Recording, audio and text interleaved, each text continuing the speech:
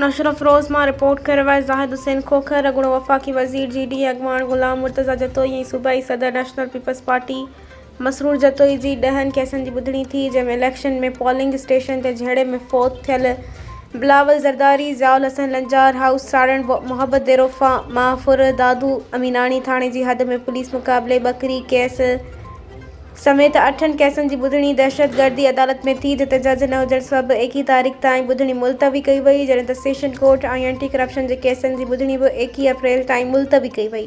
Court खां ॿाहिरि सूबाई सदर national peoples party Masroor Jatoi media सां ॻाल्हाईंदे चयो त अफ़सोस आहे जो 10 महीननि खां असांजी पकी ज़मानत नथी थिए।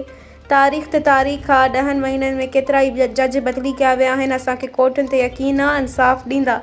इहा बि तारीख़ लिखी वेंदी त साल कची ज़मानत पकी न पई ॾिनी वञे। खेसि समूरा कूड़ ते मुबनी आहिनि।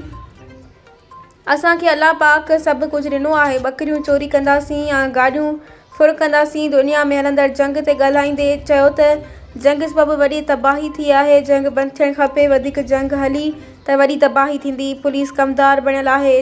रोज़ धाड़ा फुरूं मामूल बणियल आहिनि। कल्ह मोरो विच शहर मां करोड़े रुपया टूल प्लाज़ा जा फुरिजी विया आहिनि। उन में ज़रूरी टूल प्लाज़ा अमलो मुलविस हूंदो। पुलिस खां का ॻाल्हि ॻुझी न आहे। मुल्क जो ॾेवालो निकिरी वियो आहे। महांगाई चोट चढ़ियल आहे।